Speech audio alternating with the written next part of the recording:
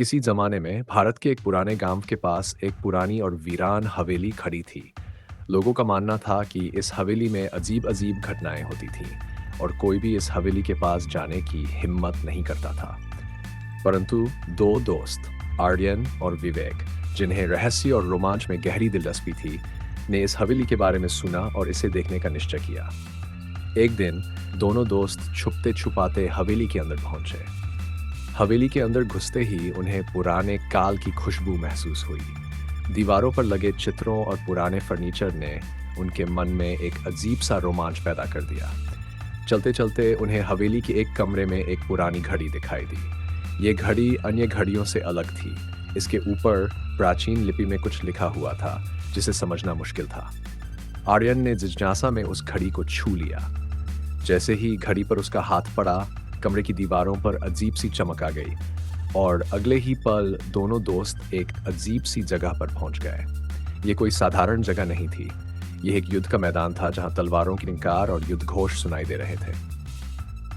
आर्यन और विवेक हक्के बक्के खड़े रहे।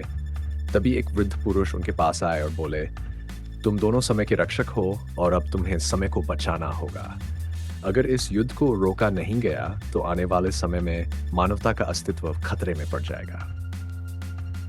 आर्यन और विवेक को समझ नहीं आया कि आखिर हो क्या रहा है। उस वृद्ध पुरुष ने उन्हें समझाया कि जिस घड़ी को उन्होंने छुआ था वह एक प्राचीन समय की घड़ी थी जिसे समय के साधुओं ने बनाया था। इस घड़ी के माध्यम से कुछ चुने हुए लोग समय में सफर कर सकते थे और अतीत में जाकर गलतियों को सुधार सकते थे। तुम्हें इस युद्ध को रोकना होगा, वृद्ध ने कहा। यह युद्ध दो राजाओं के बीच होने वाला है, लेकिन अगर यह युद्ध हुआ तो हजारों लोग मारे जाएंगे और इतिहास की धारा बदल जाएगी। आर्यन और विवेक ने सोचा कि यह उनके लिए बहुत बड़ी जिम्मेदारी है। वे उस युद्ध को रोकने के लिए तैयार हो गए। वे दोनों उन दो राजाओं से मिलने के लिए चल पड़े। पहले राजा का नाम रुद्र प्रताप था और दूसरे राजा का नाम वीरसेन। दोनों ही राजाओं के बीच गलतफहमियों की वजह से युद्ध छिड़ने वाला था। आर्यन और विवेक ने पहले रुद्र प्रताप से मुलाकात की। उन्होंने उसे समझाने की कोशिश की कि यह युद्ध विनाशकारी होगा और इसे रोकना ही बेहतर होगा। लेकिन रुद्र प्रताप ने उनकी बातों को अनसुना कर दिया। वह अडिग था और युद्ध के लिए पूरी तरह तैयार था। इसके बाद वे वीरसेन के पास पहुंचे। वीरसेन थोड़ा शांत स्वभाव का था, परंतु उसे भी रुद्र प्रताप के साथ अपनी पुरानी दुश्मनी खत्म करने में कोई रुचि नहीं थी। दोनों राजाओं के बीच इतनी पुरानी दुश्मनी थी कि वे किसी भी कीमत पर युद्ध से पीछे हटने को तैयार नहीं थे। समय बहुत कम था और दोनों दोस्त चिंतित हो गए थे।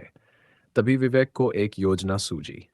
उसने सोचा कि अगर दोनों राजाओं के बीच एक गलतफहमी थी तो उसे दूर करना जरूरी है।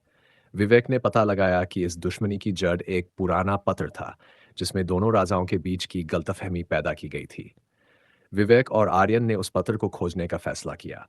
कई मुश्किलों का सामना करते हुए उन्होंने आखिरकार वह पत्र ढूंढ निकाला।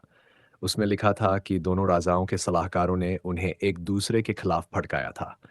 ये पत्र पढ़कर दोनों राजाओं को अपनी गलती का एहसास हुआ। उन्होंने तुरंत युद्ध रोकने का फैसला किया और शांति के मार्ग पर चल पड़े। जब आर्यन और विवेक ने देखा कि उनका मिशन सफल हो गया है, तो अचानक समय की घड़ी फिर से चमकी और वे वापस अपनी दुनिया में लौट आए। अब उन्हें समझ आ चुका था कि समय को बचाने के लिए कभी-कभी छोटे कदम भी बहुत मायने रखते हैं। ये सफर उनके लिए सिर्फ एक रोमांचक यात्रा नहीं था, बल्कि गहरी सीख भी थी कि गलतफहमियों से बचना और शांति की राह पर चलना ही